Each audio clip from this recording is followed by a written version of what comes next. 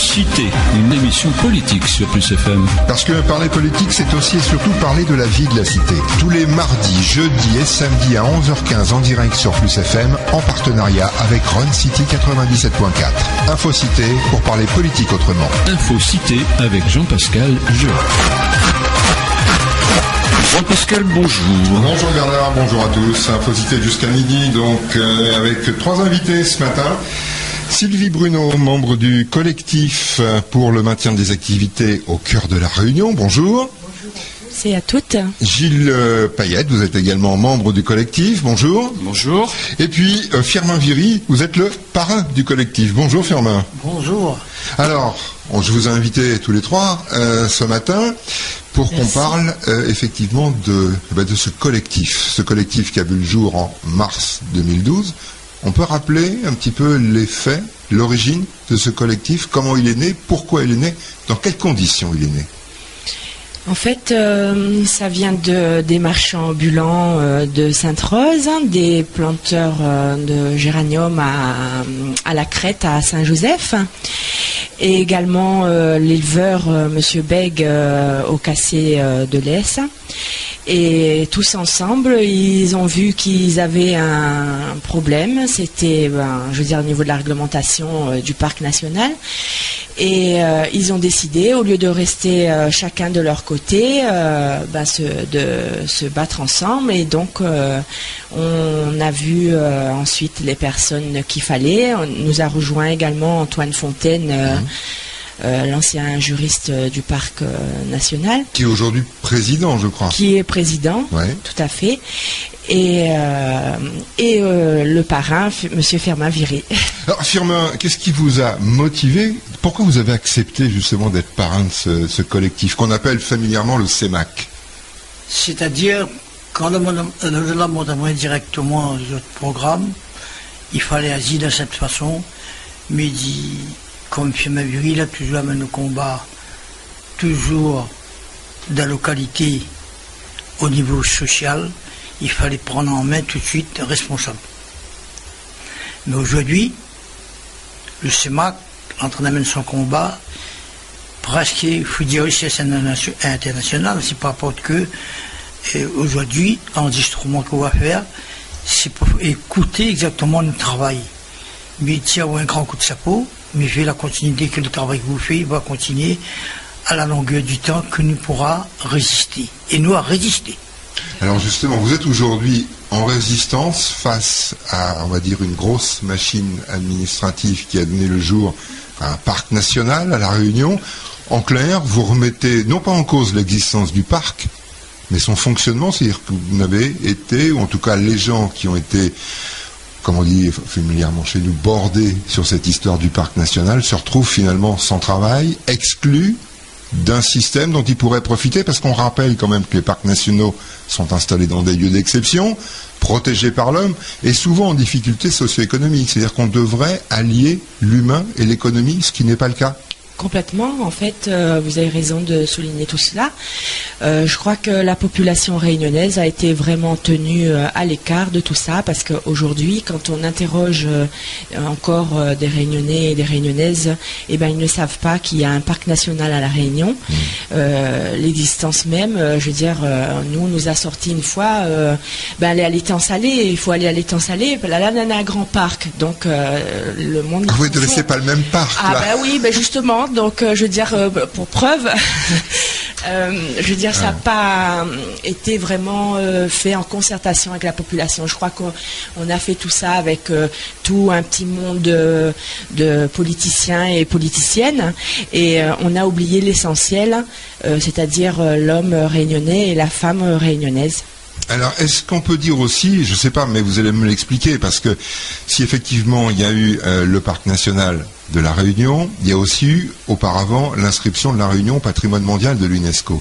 Est-ce que ça aussi, ça a contribué à cette distorsion entre le pays et ses habitants? Si je me trompe pas, il y a rectification. En fait, on est passé d'abord parc national, Ouais. et ensuite on a été patrimoine de l'UNESCO. D'accord. Voilà, parce que 2007 la création du parc national, et 2010 L'inscription à l'UNESCO. Donc ça n'a aucun rapport. C'est ce qui permet aussi un petit peu de tirer un petit peu les choses au clair. Je pense que c'est lié complètement. Non, on va pas dire que, mais ça s'est fait petit à petit. Là aussi, pareil.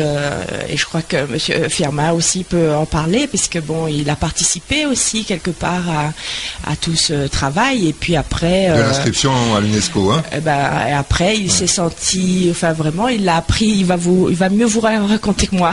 Allez-y, Firma. Comment vous avez vécu cette époque-là? Cette époque, il fallait exactement faire un travail cohérent, parce qu'il faut imaginer nos ancêtres, le travail qu'ils ont fait depuis auparavant, pour avoir la résistance au niveau de l'abolition de l'esclavage, jusqu'à aujourd'hui. Il fallait avoir une reconnaissance. L'inscription, si, par l'UNESCO. Mais, et souvent des fois, ils confondent le truc de l'UNESCO avec le parc national. Le parc national, c'est un but pour des hommes politiques grossir de poste et écraser le plus petit. Par avant, on avait une décision qui prend le monde du côté de la mer et envoie dans la montagne. Là, dernièrement, il prend une décision, il faut tirer le monde dans la montagne, envoyer sur la mer, la plus de place. Mais qu'il tombe dans la mer, quand même en doute. Si aujourd'hui, de la catastrophe qu'il fait, c'est pas nous, étant le SMAC, que nous faisons notre travail à l'envers. Nous faisons de bon côté, mais il n'y écoute pas nous. Il n'y écoute pas nous. Mais il faut lui écouter à nous un séjour. Parce qu'il nous dit devant, par des Yanou Nana, il prend le mot, il fait l'analyse pour voir le comportement, si ça y reste là, autrement dit, il va continuer. Parce que le jour de la naissance, un enfant, il ne mange pas le gros manger. Il allait au biberon, sur le sein de sa mère. Le travail que nous n'avons pas fait, nous mettre la preuve, le truc de l'UNESCO, c'est peut-être un travail cohérent, la pleine constatation. Ça me dit carrément, c'est en train de jouer avec la vie, la citoyenneté, le peuple de la Réunion. La dame, elle vient de Diao à la crête, à la partie voir, sans uranium. Quand on a la pose sur droit, elle était en train de distiller, quand le gendarme est arrivé, la bousquille la jotte, le paquet de uranium, la reste la même, elle rouille. Dans l'esclave, quand on l'a sauvé, pour pouvoir bondir pour gagner la liberté de 1848, on l'a sauvé. Mais après, on a tourné la gagne la liberté. Mais là, on a dit, on l'a sauvé pour ne pas y attraper les autres. Il fait présente au tribunal, il faut une condamnation. Mais la loi, comment il est? La loi, il y a pour chacun de portefeuille, et chacun prend le portefeuille, il doit subir. Moi, on n'est pas d'accord avec ça. Vous n'êtes pas tout jeune, Firma, on va pas, enfin, sauf si vous le souhaitez, c'est vous qui le direz, vous n'êtes pas tout jeune. Vous avez l'impression de revenir ou de revivre des époques de la vieille époque coloniale ou même encore avant? Mais c'est par rapport à ça qu'il donne l'explication pour ne pas y retourner pareil. Nous veut la liberté, quand il dit la démocratie, quand la démocratie, nous deux, il parle face à face. La démocratie. Mais il ne faut pas me laisser au vieux dos, qu'on fait une vieux démocratie. C'est pas la démocratie. C'est une saloperie. Alors, l'habitude dans cette émission aussi, c'est au cours du premier quart d'heure, on revient avec nos invités sur l'actualité. Oui. L'actualité, moi j'ai l'impression qu'il va concerner le CEMAC, ce sont quand même les élections, les prochaines échéances électorales, d'une part, municipales, européennes, mais il y a aussi une actualité toute récente, c'est en ce qui concerne la décision pour la nouvelle route du littoral. On a appris qu'il y avait une société internationale qui avait bénéficié du marché, qui avait déjà demandé une autorisation pour aller procéder à des fouilles, à des prélèvements de terre et de roches à l'intérieur de cette île pour le futur chantier de la nouvelle route du littoral. Comment vous réagissez à ce genre d'annonce, vous ? Eh bien moi, nous au niveau du CEMAC, on trouve que quelque part il y a une aberration, il n'y a aucune cohérence parce surtout, qu'on parle. On peut amener la précision, c'est que les prélèvements vont se faire à l'intérieur du parc national. Voilà, complètement. Il y a des carrières qui se trouvent justement au niveau du parc national, donc on demande là nos chères élites, la cohérence, elle est où? Parce qu'on nous parle de protection, nous, on nous a fait passer au CEMAC pour des destructeurs, pour des cochons, des éliminés, que je veux dire qu'on ne voulait pas de la protection, mais là, on pose la question, c'est qui est en train de détruire la Réunion? Parce que au-delà du parc national, il y a également la réserve marine, la mer. Ouais. Donc, je veux dire, je pense qu'il y aura un gros impact écologique au niveau de cette construction de route du littoral. Et d'ailleurs, on l'avait fait souligner, nous, lors d'une manifestation, la première qu'ils avaient fait au Piton Maïdo avec le groupe WWF. Et je pense que là encore, on nous a pas assez entendu, ou on n'a pas fait assez de bruit pour faire comprendre aux Réunionnais et aux Réunionnaises qu'on a des gros problèmes qui s'annoncent à l'avenir.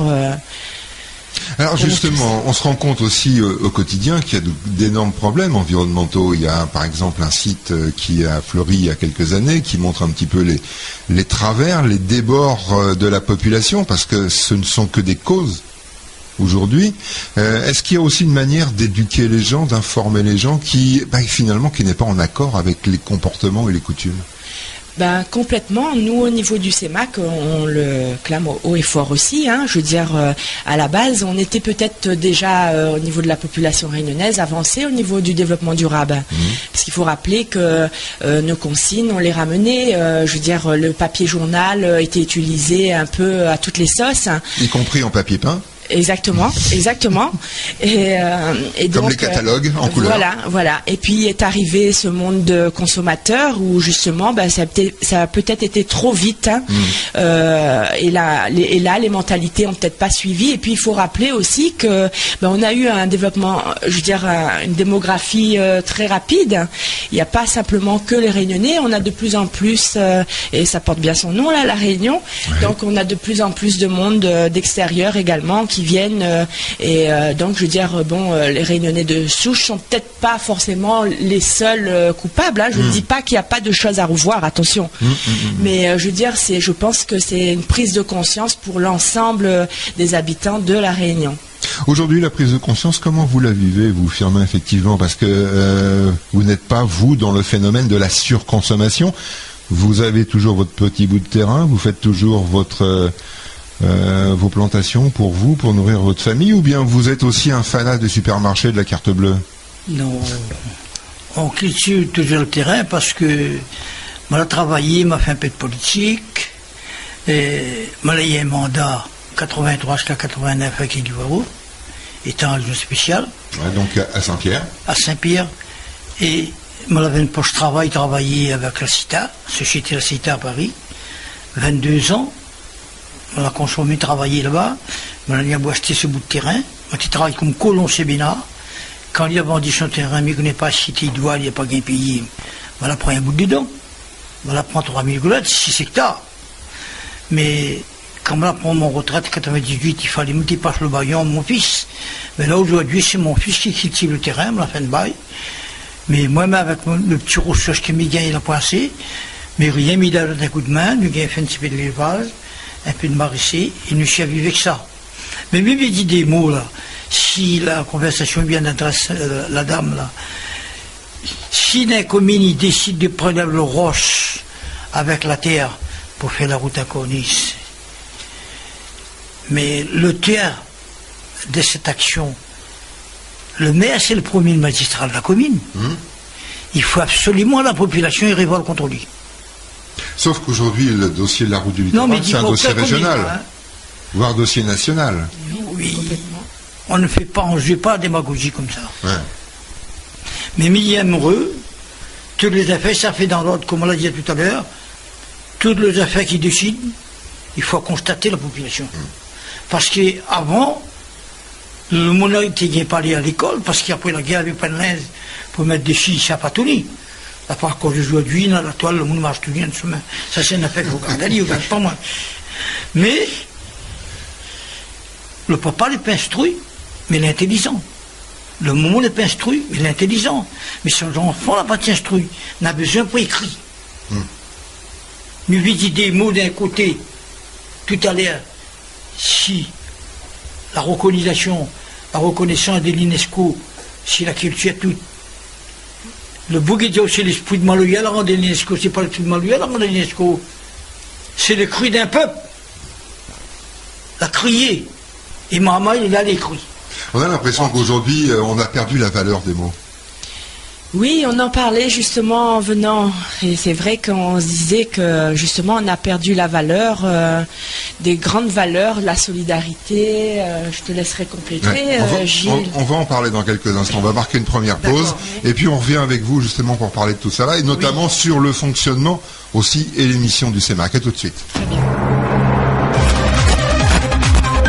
Info Cité, une émission politique sur Plus FM. Parce que parler politique, c'est aussi et surtout parler de la vie de la cité. Tous les mardis, jeudis et samedis à 11h15 en direct sur Plus FM, en partenariat avec Run City 97.4. Info Cité pour parler politique autrement. Info Cité avec Jean-Pascal Jeu.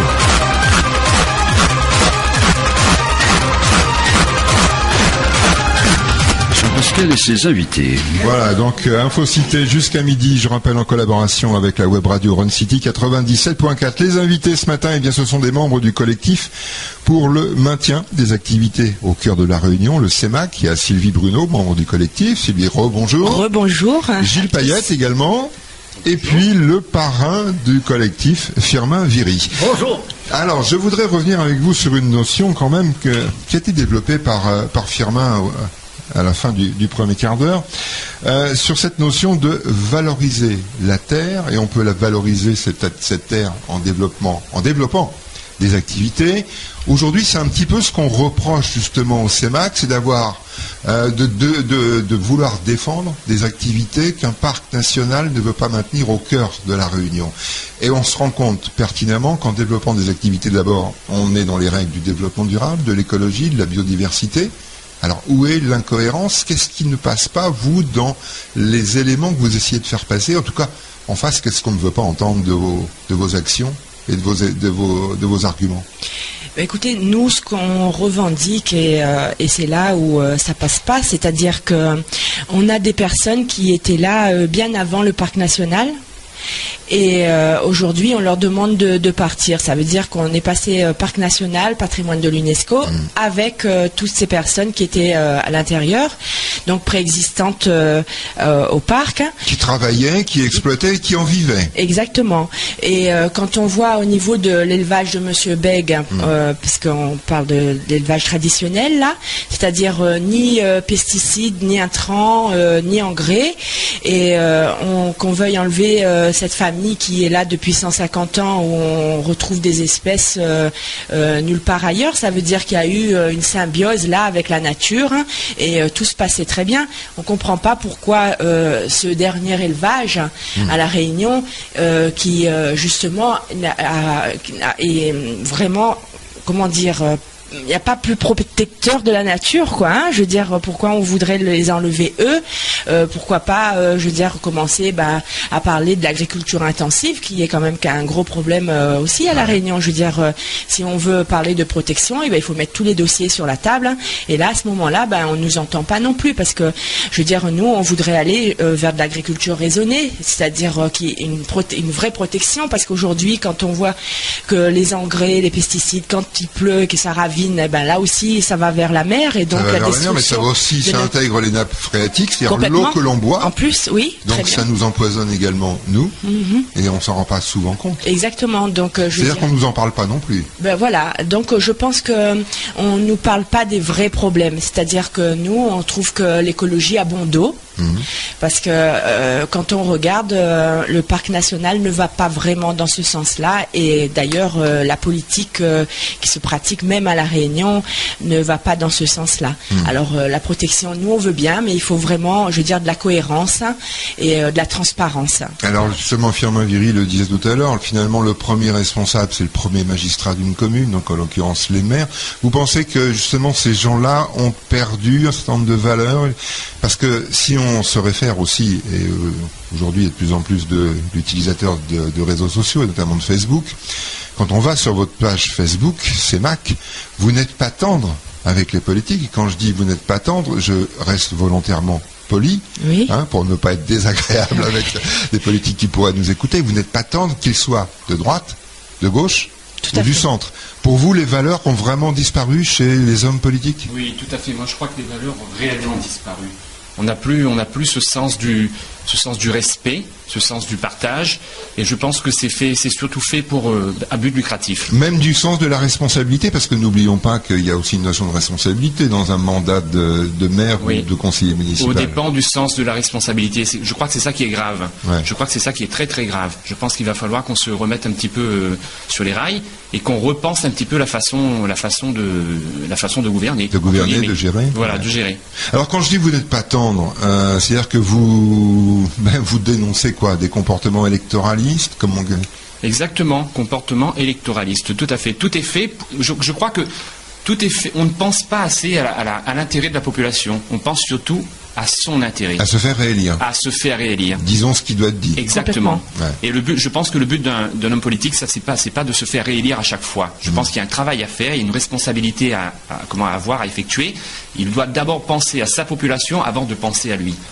On est là au service des autres, mais on n'est pas là pour se servir. Mais on a l'impression que c'est la base. On a l'impression quand même que le discours passe bien, ça marche bien pour nos hommes politiques, puisqu'il y a des couvertures médiatiques, souvent des articles, presse écrite, radio, télé.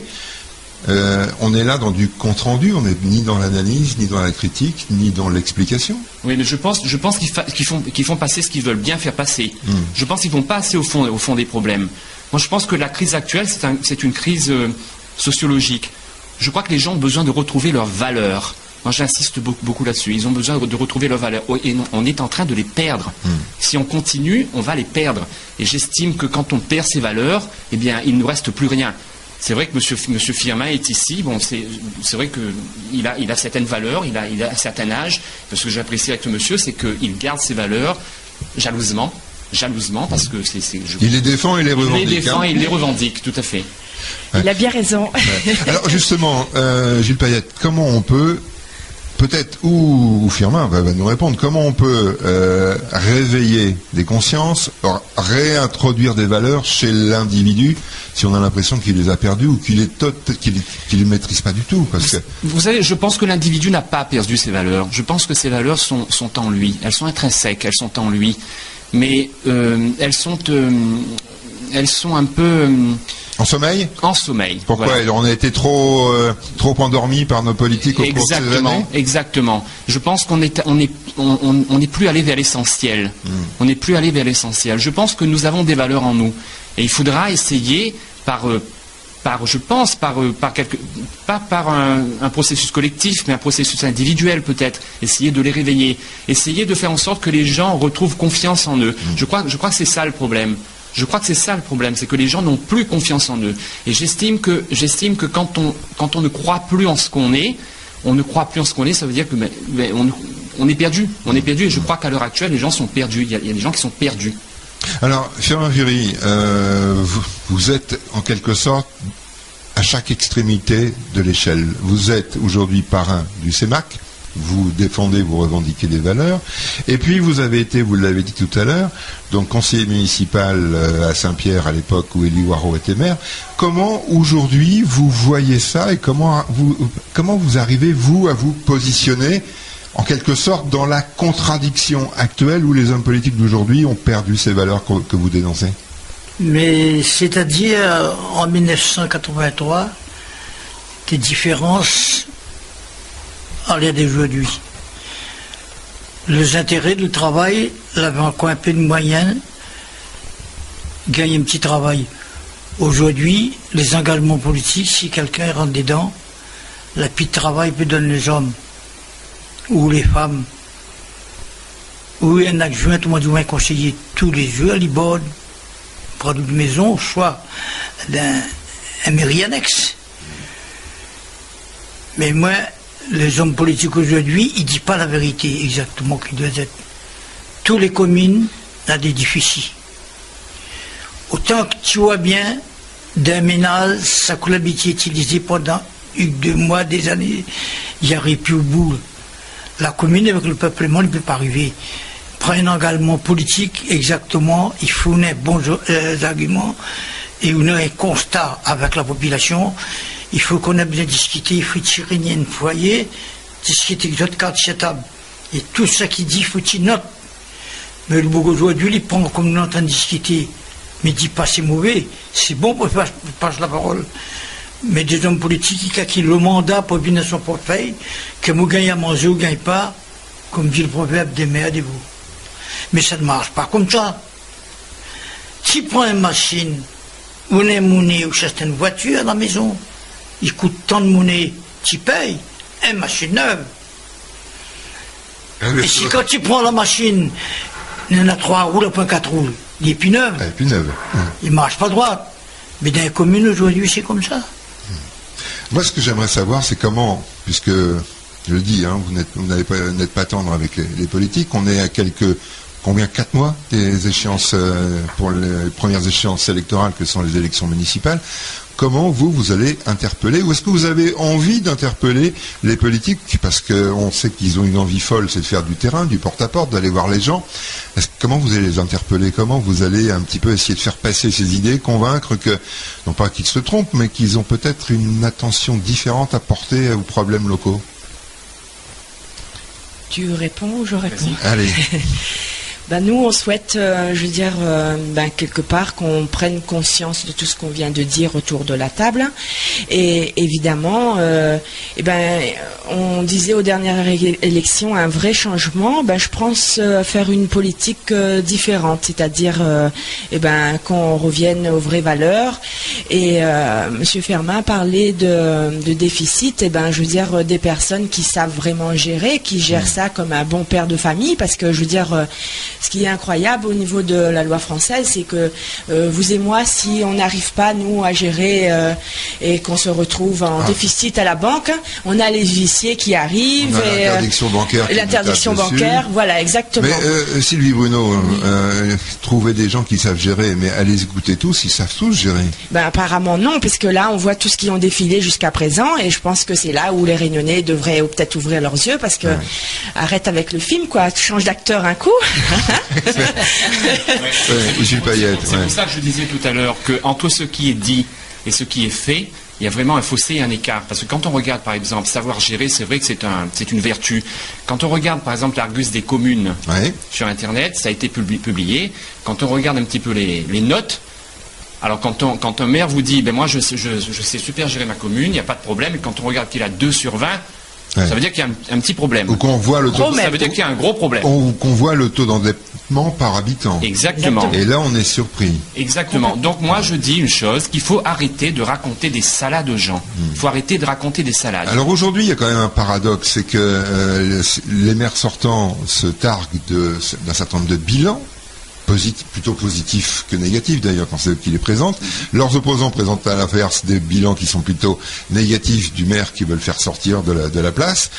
Vous, qu'est-ce que vous dressez comme bilan justement de ces 5 dernières années, des élections municipales? Écoutez, moi je pense que c'est tout à fait normal que celui qui est en place, il va pas se tirer une balle dans le pied non plus. Ils disent tous, on a fait entre 80, 90, 95% des promesses électorales. On les a réalisées. Ouais, écoutez, moi, je suis désolé, mais bon, moi, pour la commune dans laquelle je suis, non, ce qu'il dit n'est pas vrai. N'est pas vrai, parce qu'il y a énormément de choses à faire. Quand on fait le bilan de ce qui a été fait et le bilan de ce qui reste à faire, je vous assure que le bilan de ce qui reste à faire est plus important de ce qui a été fait. Alors c'est pour ça que je dis qu'il faut arrêter de raconter des salades de gens. Il faut permettre aux gens, c'est très important, il faut permettre à chaque individu, chaque citoyen de pouvoir avoir accès à l'information. C'est très très important. Parce que je me rends compte qu'aujourd'hui, il y a un gros problème au niveau de l'information. Les gens sont déconcertés. Ils ne croient plus. Tu précises au niveau information, s'il te plaît, parce que moi je voudrais dire aussi, et c'est peut-être aller dans votre sens, je ne sais pas ce que vous allez dire, Gilles Payette, mais trop d'informations nuit à l'information. Aujourd'hui, il y a beaucoup de médias, quels qu'ils soient, y compris les réseaux sociaux, mais pas dans ce sens. Il faut aussi apprendre à l'individu à aller chercher l'information. Exactement. Et faire le tri dans ce flux d'informations qui nous submerge aujourd'hui. Je parle au niveau d'une mairie simplement. On sent très bien, je parle au niveau de la mairie, on sent très bien que les gens, ils sont déconcertés, ils ne croient plus. Ils ne croient plus parce qu'on leur raconte des salades. Si les gens ne viennent plus à l'information, il faut trouver des systèmes pour amener l'information à eux. C'est un moyen, justement, de recommencer à réveiller les consciences. Il faut ramener l'information à eux. Ils ne viennent plus. Il faut trouver un système pour réveiller, parce que c'est vrai qu'une commune, quand elle est gérée, il ne faut pas que les gens oublient que c'est notre argent. Ouais. C'est notre argent. Les gens oublient. C'est notre argent, les impôts, c'est notre argent. La route du littoral, vous en parliez tout à l'heure, c'est notre argent. Moi, je trouve ça, franchement, pour revenir à la route du littoral, moi, c'est vrai qu'il faut faire cette taxe, Saint-Denis-Saint-Pierre. Il faut faire cette taxe. Vous vous rendez compte combien ça coûte alors qu'à La Réunion, on a un gros problème au niveau de l'eau. Surtout qu'on revient aussi sur l'entretien d'un lobby qui, à l'époque, avait aussi œuvré pour la disparition de la voie ferrée, du train, pour que justement les véhicules, les voitures se développent dans ce département. C'est bien dommage, oui. Allez, on revient dans quelques instants avec vous. On marque ça sera la dernière pause de l'émission et on revient pour la dernière ligne droite, le dernier quart d'heure d'Infocité. À tout de suite. Infocité, une émission politique sur Plus FM. Parce que parler politique, c'est aussi et surtout parler de la vie de la cité. Tous les mardis, jeudis et samedis à 11h15 en direct sur Plus FM, en partenariat avec Run City 97.4. Infocité pour parler politique autrement. Infocité avec Jean-Pascal Jeu. Jean-Pascal et ses invités. Voilà, donc dernier quart d'heure pour Infocité, donc l'émission Plus FM en collaboration avec la web radio Run City 97.4. Nos invités ce matin, Sylvie Bruno, membre du collectif pour le maintien des activités au cœur de la Réunion, Gilles Payette, membre du collectif, et Firmin Viry, le parrain du collectif. Alors on parlait d'information. Moi, ce que j'aimerais aussi un petit peu savoir, c'est qu'aujourd'hui, quel type d'information vous allez faire passer? Quel type d'information vous souhaitez faire passer de manière à ce que cette sensibilisation de l'opinion publique, elle émerge, elle refleurisse un peu par rapport à tout ce qui se passe, et comme on le disait aussi, tout ce que nos hommes politiques se cachent bien, quelquefois, de dire ou de prouver. En fait, on aimerait on a l'impression aujourd'hui à La Réunion d'être dépossédé un peu de son territoire, de ses valeurs, de ses traditions, et on aimerait en fait réveiller les consciences, faire en sorte que chacun d'entre nous prennent conscience que nous avons tous un pouvoir en nous, et bientôt, prochainement, on fera appel à nous justement, et c'est là qu'on doit bien réfléchir avant de glisser cette petite enveloppe là dans cette boîte à qui on va donner ce pouvoir-là. Et je pense que il est très important que tous les Réunionnais y comprennent bien que c'est nous qui doit prendre les choses en main. C'est la population qui doit bien choisir les personnes qu'il faut pour mettre en place. Mais alors, est-ce que, à l'image des comités citoyens qui ont fleuri depuis quelques mois à La Réunion, vous allez vous aussi éplucher les programmes des candidats, donner votre avis, dire ça c'est bon, ça c'est pas bon, ça c'est pas clair, ça peut être fait, ça absolument pas. Comment vous allez intervenir? Comment vous allez réagir? Est-ce que vous allez le faire commune par commune? Est-ce que vous allez éplucher tout ça là? Nous, ce qui est sûr, c'est qu'on n'est pas candidat aux prochaines élections municipale, voire européenne. Donc vous avez une totale indépendance. Voilà, complètement. Ouais. Donc oui, on fera en sorte de faire entendre notre façon de voir les choses et de dénoncer aussi quand les choses n'iront pas. Et je pense que tous les membres du CEMAC, parce que on entend bien, nous, au niveau du collectif, vous savez, bien souvent, on parle, on nous demande, ah oui, mais c'est qui le président, c'est qui on fonctionne justement avec un esprit collectif et tout le monde a son mot à dire. La preuve, ce matin, il n'y a pas de président, il n'y a pas de vice-président. Exactement. Voilà, il y a des membres et le parrain. Ouais. Voilà, donc je veux dire, on est tous capables de prendre les choses en main. Il suffit que ce soit discuté, qu'il y ait un respect et justement de mettre nos valeurs en l'air. Ce que disait Firmin Viry, c'est une forme de démocratie participative dans laquelle chacun s'engage. C'est ça.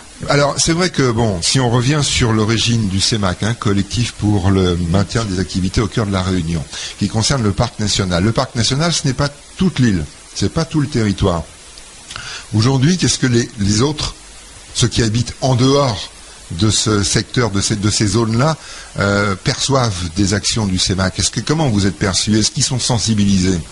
Parce qu'on pourrait dire finalement, c'est l'histoire c'est les problèmes des gens de l'entre-deux, de Mafat, de Salazie, de Silaos.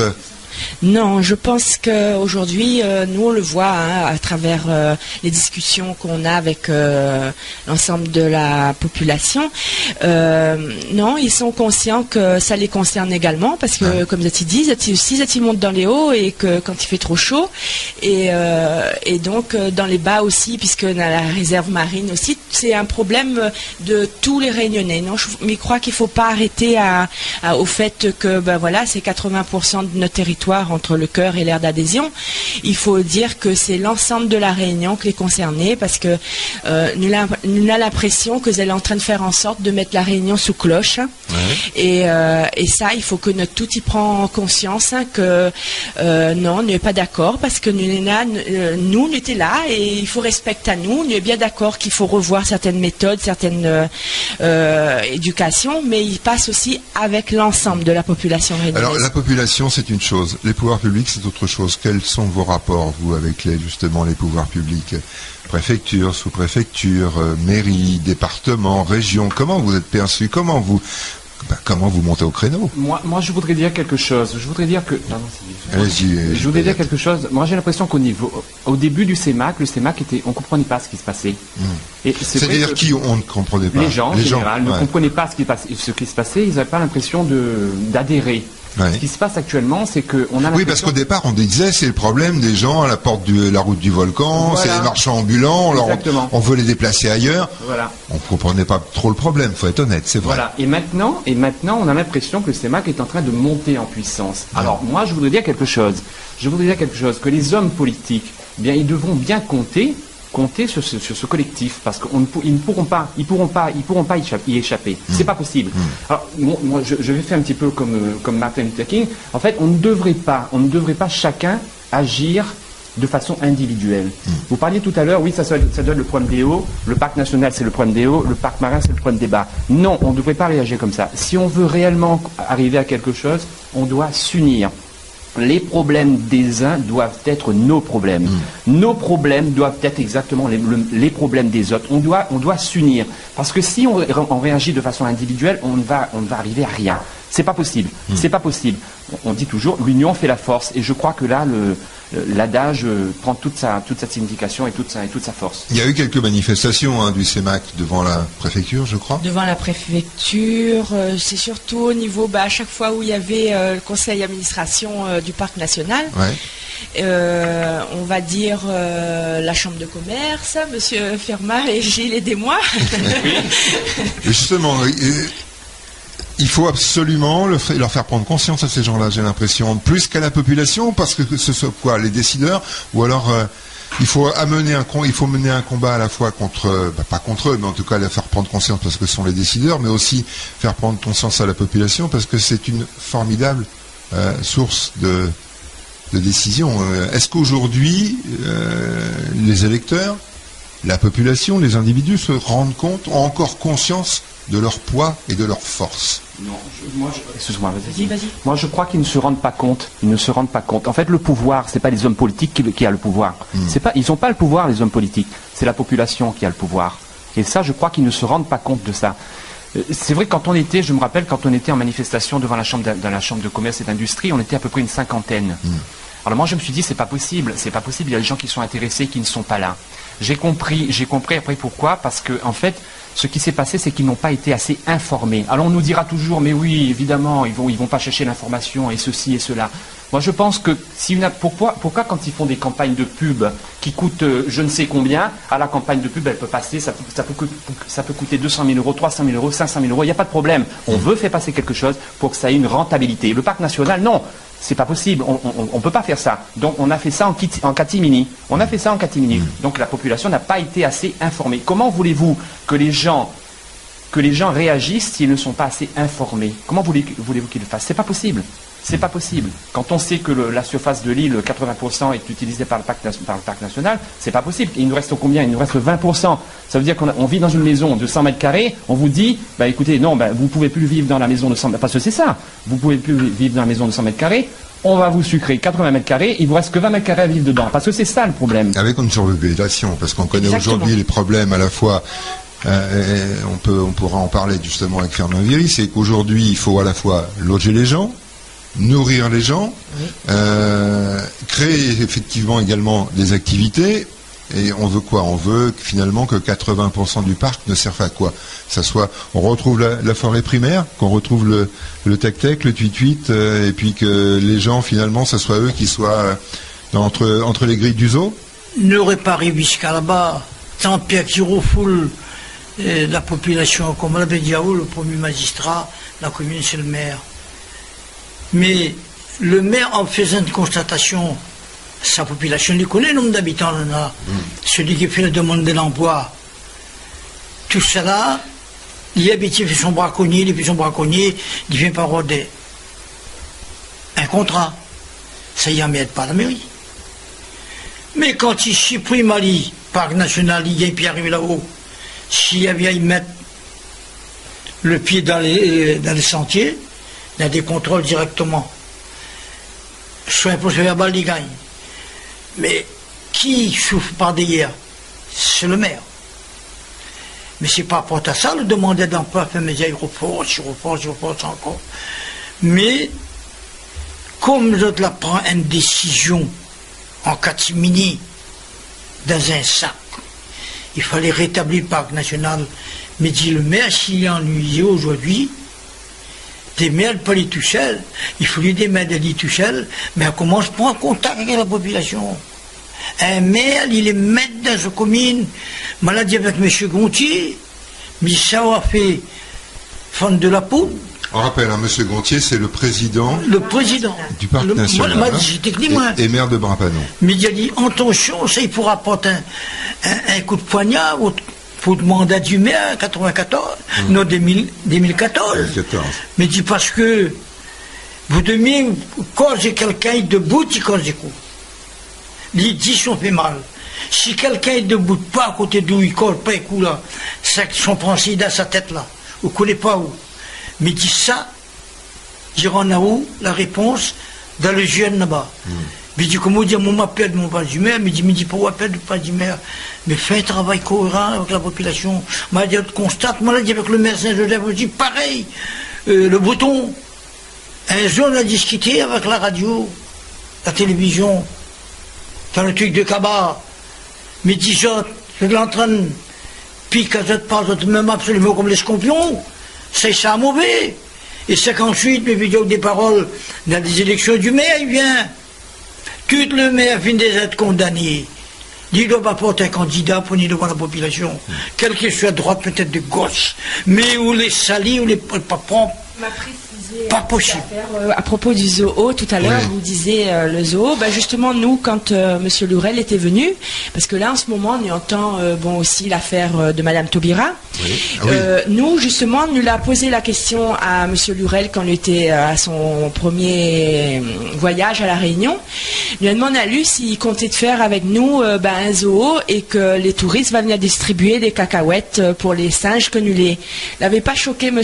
Lurel à l'époque quand nous l'a dit ça. Et aujourd'hui, nous voit tout ce qu'elle est en train de faire. Et nous dit aux Réunionnais, quelque part, c'est ça, elle est en train d'en faire à nous dans un zoo, elle est en train de mettre la Réunion sous cloche. Et il faut que nous prenions conscience, tout ensemble, que nous devons mettre la main dans la main et défendre la Réunion que nous aimons, la Réunion que nous veut vivre tout ensemble dans nos valeurs, nos traditions, même si on a un peu la réponse à nous au niveau du parc national, que nous c'est un jeune peuple et que nos traditions n'a point vraiment lieu de faire. Mais je pense que justement nous c'est un jeune peuple et peut-être que nous pourrions montrer l'exemple dans le monde, puisque là déjà au niveau de la population, le brassage que nous en a, puis montrer toutes les erreurs, éviter justement toutes les erreurs que l'a fait dans les autres peuplements, de façon que, et c'est notre tout ensemble de travailler ça. Alors il nous reste 1 minute. Moi en tout cas je fais un premier constat avant de terminer cette émission, c'est que vous avez un parrain très actif. Oui, on est fiers, on est très fiers. Franchement, il a souligné son engagement. Je voudrais, au cours de cette dernière minute, qu'on puisse aussi donner de l'information à nos auditeurs, c'est de savoir où est-ce qu'on vous contacte, comment on vous contacte, et puis si vous avez, vous, je sais pas, un programme de manifestation, de conférence qui est organisé pour les semaines ou les mois à venir. Eh ben, on peut nous contacter sur le Facebook. Donc, on a une page CEMAC 974. Ça même. Et donc, on attend tout le monde, justement, parce qu'on prend les avis et puis les bons et les mauvais, parce que c'est comme ça qu'on va avancer. Hein. Je veux dire, avec ça veut pas dire tout le monde. Exactement. Cet esprit collectif là, on y tient. Cette démocratie participative, on y tient. Et apolitique. Merci en tout cas à vous d'avoir participé à cette émission. Merci à vous et bon courage pour la suite. Merci à vous tous. Merci. Voilà, bonne journée à tous. Bonne journée à tous à l'écoute de Plus FM.